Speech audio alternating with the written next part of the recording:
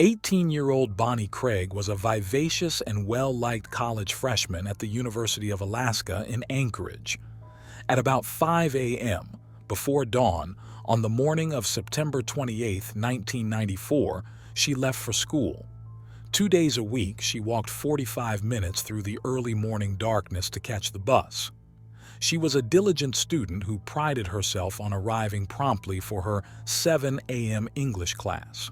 However, she never arrived that day. Her body was found floating in McHugh Creek later that day. The medical examiner determined she had drowned, but she had also suffered severe head injuries, possibly resulting from a fall off a cliff. Born to Gordon and Karen Craig on March 30, 1976 in Calgary, Alberta, Bonnie Christine Craig was the first daughter, granddaughter, and sister in the family. When she was just 3 years old, her mother reportedly tied the knot with a man called Gary Campbell, who became Bonnie's dad. Growing up, she was accompanied by her siblings, 2 brothers named Jason Craig and Adam Campbell, and a sister named Samantha Campbell. Due to her stepfather's job with British Petroleum, Bonnie had to change schools quite regularly. Going to 6 different elementary schools and 2 junior highs, Bonnie got used to fitting in quickly with new peers. In 1988, Bonnie and her family moved to Anchorage, Alaska, where she attended Hanshu Junior High School. Then in 1994, she graduated from Robert Service High School with flying colors. During this time, she became a member of the Service High Orchestra and served as president of SAD, Students Against Drunk Drivers, a club that was started after she lost her close friend Katie Garcia to a drunk driving accident. After graduating from high school, Bonnie attended the University of Alaska Anchorage, where she was pursuing a degree in psychology. Apart from academics, she was also into writing, playing musical instruments, wrestling, swimming, writing poetry, and horseback riding. Bonnie had a lot of zest for life and a whole lot to look forward to, as she was reportedly planning to move to San Francisco to join her boyfriend and study there. With everything planned and going well in her life, Bonnie got ready to attend her 7 a.m. class on September 28, 1994. Little did she know that she was heading towards her death, as later that same day, her body was discovered in McHugh Creek at mile 112 of the Seward Highway, south of Anchorage, while the cause of her death was bludgeoning. After the body's discovery, the authorities arrived at the crime scene as soon as they could and started collecting all the pieces of evidence before beginning the process of interrogating the deceased's family members and acquaintances. At first, Alaska State Troopers believed Bonnie had died in a hiking accident. Her mother, Karen, however, found evidence that she might have been murdered. When Karen viewed her body, she noticed defensive wounds on her hands. She did not believe that Bonnie would go to the creek area during a school day. Additionally, the creek was 10 miles from the bus stop, and she had no way of getting there. Furthermore, the belongings she took to school that day were not found with her body. According to Karen, the police kept most of the information about the case to themselves. Karen found an ally in reporter Maria Downey, who was also trying to get more information about the case. For unknown reasons, police did not initially release the results of the sexual assault examination. Karen was told that Bonnie had not been raped. She learned about the results 6 months later. Bonnie had most likely been sexually assaulted, as semen was found during the examination. However, police did not rule out the possibility that it came from a consensual sexual act. Frustrated with the police handling of the case, Karen began her own investigation. She suspected that Bonnie's murder might have had something to do with her undercover work with the local police. An informant told her that her family may have been targeted by a drug lord after a sting she was involved in resulted in the arrest of several members of his organization. He also claimed that Bonnie's murder was a message to the police department to back off. According to Karen, she was murdered the day after the people she identified were released from jail. Despite precautions taken to protect her identity during the bus, it would not have been difficult for the accused to learn who had implicated them. Karen was again frustrated when she met with one of the lead investigators. When she told him about the information she received, he repeatedly asked her for the identity of her source. However, she had promised the informant that she would not reveal his identity. As a result, she believes investigators did not follow up on her lead. However, they claim they have looked into the lead she provided and merely have not shared all of their information about the case. 1 year later, one of Bonnie's professors contacted Karen. She became suspicious of one of her students, suspecting that he may have been involved in Bonnie's murder. According to the professor, he made several references to the day of the murder in his journal, claiming it would be a very tough day and that he would be put to a test. According to Karen, some of his writings were also violent. The professor claimed the student was late for school that day. When he came to class, she noticed that he was wet, as though he had just gotten out of a shower. She also said it smelled like he had poured a whole bottle of cologne on himself. After Bonnie's murder, his writings became more peaceful. However, DNA evidence and an alibi ruled him out of the case. Karen believed that if another person was involved, the DNA didn't have to belong to him. She also uncovered that he had an assault charge against him and had been bailed out by a friend who was involved in another murder. In September 1997, troopers finally acknowledged publicly that Bonnie had been raped and beaten before her death. They believed she was either thrown over the cliff or fell while escaping her attackers. Troopers tried to find witnesses who may have seen something on the last morning Bonnie was alive. A neighbor reported seeing her walking down their street at around 5:20 a.m.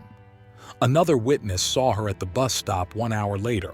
Another neighbor saw a car idling in front of her home that morning. Finally, an anonymous caller to the police Crime Stoppers line claimed to have seen her at the bus stop, talking to two men in a car. Despite this, they did not have any evidence to arrest anyone in connection with the case. It was suspected that Karen's undercover police work may have been the reason for Bonnie's murder.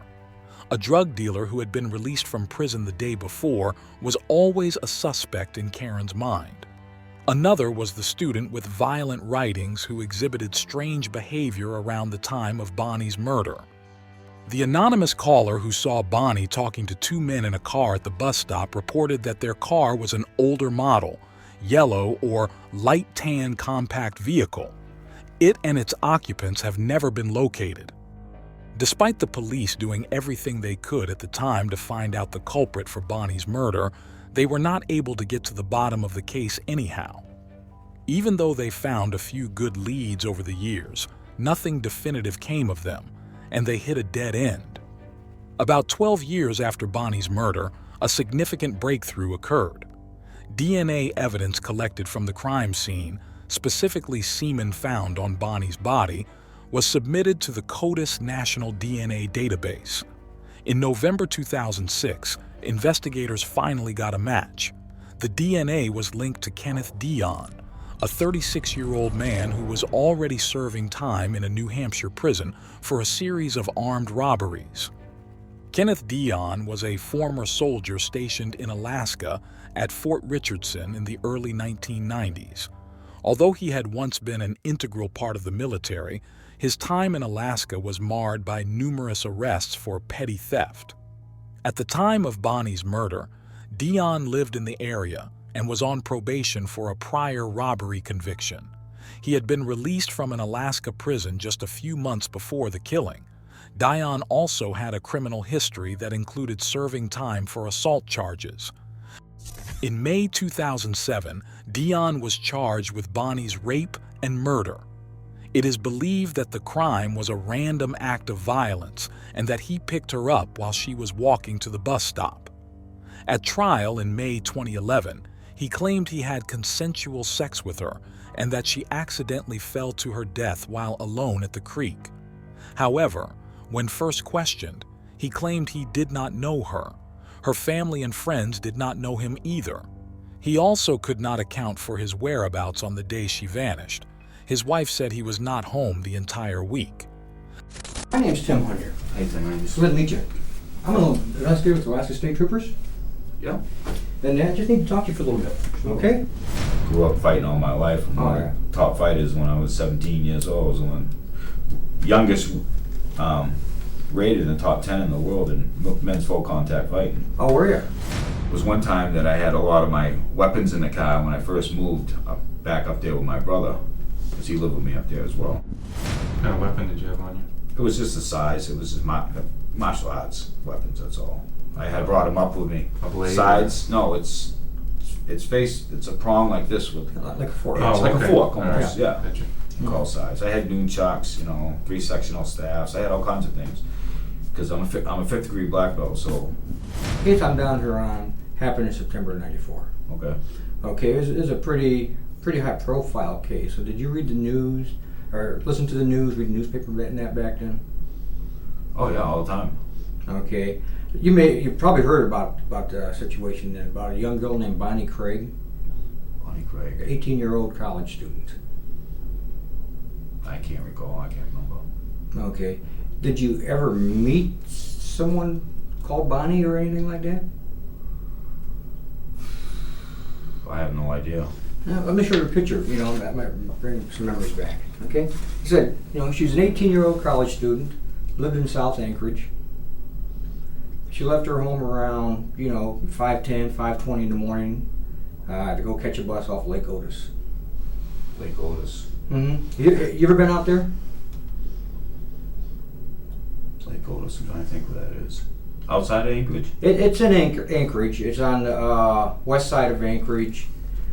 Tudor Road, Muldoon turns into Tudor, it bends around.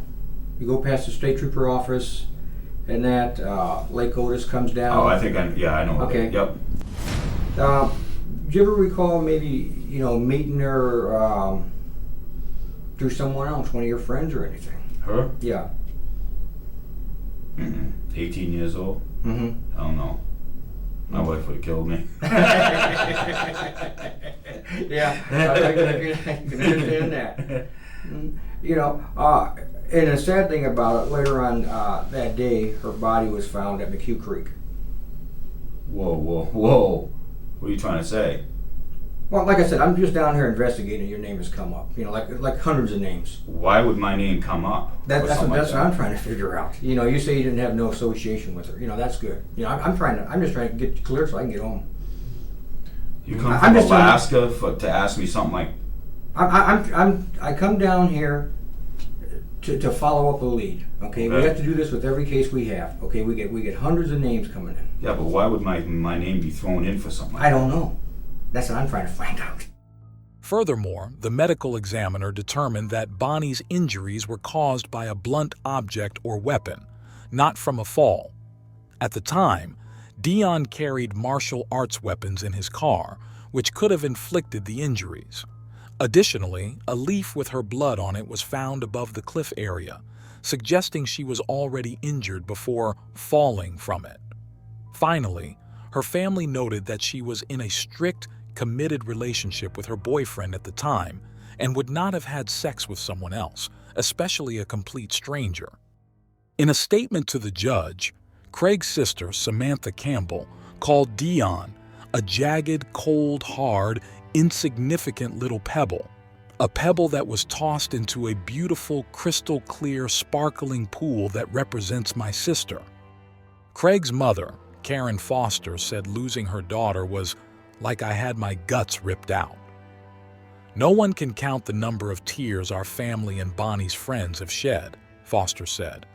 No one can count the sleepless nights, the anxiety attacks, the bursts of anger, nor imagine the depths of depression we have suffered. Dion, who had remained mostly silent during the trial and sentencing, erupted with anger as prosecutor Paul Miovas detailed the convicted killer's past assaults on women. "That's a lie, man," Dion said before his lawyer, then the judge, quieted him. Dion said he hadn't gotten a fair trial. On June 15, 2011, Dion was found guilty of her rape and murder. On October 31st, he was sentenced to 124 years in prison. 99 for first-degree murder, and 25 for first-degree sexual assault. Dion was let out, and as the door closed, people in the gallery applauded. In February 2015, Kenneth Dion's conviction was upheld.